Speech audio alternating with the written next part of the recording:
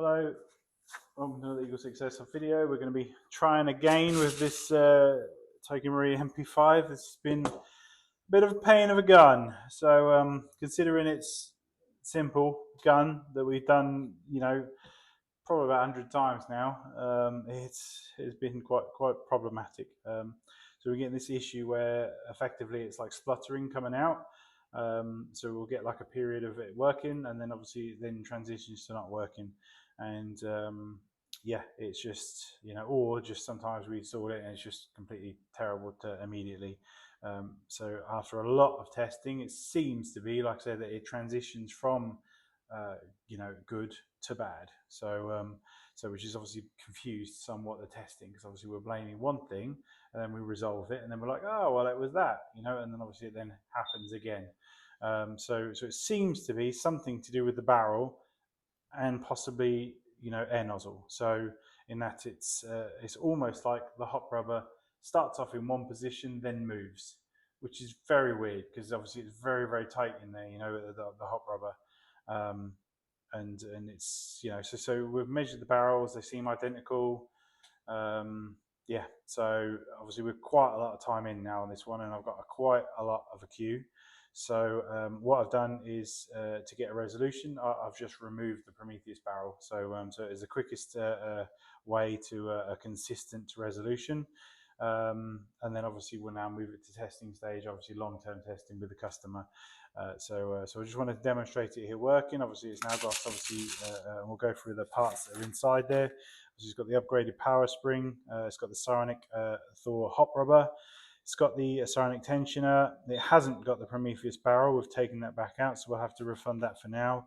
We've got the FPS cylinder. The FPS bushings. Got the Prometheus gears. With the FPS cylinder head, FPS cylinder. We've got the Prometheus. The FPS piston head, FPS piston. The samarium cobalt motor for the faster trigger response, and we've got the FPS air nozzle.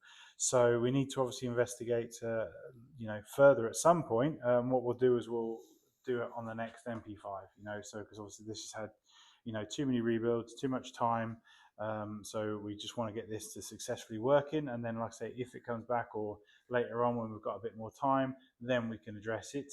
I've just got so many guns I've got to get done for this weekend, so we need to move forward on this one. So I've got it tested and working, and we're just going to demonstrate it now.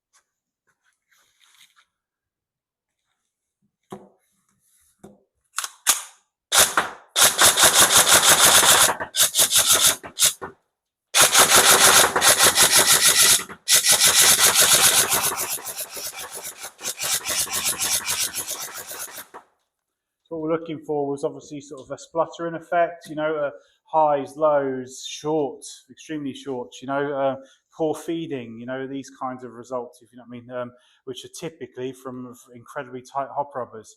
And it is tight when we do the testing. You can barely get a BB for it. So you're like, oh, okay, well, I'll modify it. I'll spend it. We've got video of it. Ages for modifying it, trying different combinations. The problem is obviously we get resolution, and then we go back to fitting again, and then it then moves to back being, because it's all clear. We're like, oh, that's smooth moving, and then we go back a few times, and obviously go back to it. So I'm worried that possibly there's a length issue on the nozzle, where maybe, like I say, it's slightly too long. Maybe it's bashing that hop rubber, and then it's obviously forcing it into a position that's now too tight, possibly.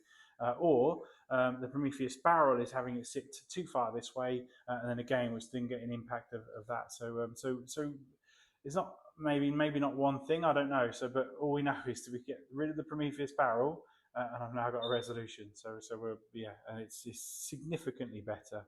Would we like the Prometheus barrel? Yeah, of course we want it back in there. So, but you know, we've only recently moved, you know, to the new version, the Neo version of the barrel. We just haven't got enough history with that new product, if you know what I mean. And I bloody hope it's good, because obviously I've got bloody 50 of them, you know. So yeah. So I don't know. We need to get the barrel installed on another gun, and then see if we can obviously consistently create the thing. But all of this takes huge swaths of time to do. You know, just hours and hours just bleeding away. And then obviously people wonder why we take so long if you're not doing the guns and stuff. You know, this is absolute simple bread and butter stuff for us. You know, we do it all the time. Yet we've just lost days, you know, on trying to fault find a potentially faulty barrel. You know, so you know that is not normally faulty. You know, so it's just you can't win. You know, you can't plan it. It's just like, you know, I would not wish gun tech in on anyone. I really wouldn't. So right, so it's all tested. Got to the end of it. Like I say, I will stick up the, you know, ridiculous long, you know, build video, trying to obviously, you know, resolve it, and the shimming, you know, which I've created my own set of issues on that by redoing Andy's one and putting in an extra shim too much, because I'm terribly out of practice on the shimming, and yeah, that's all there. And obviously our eventual resolution of that.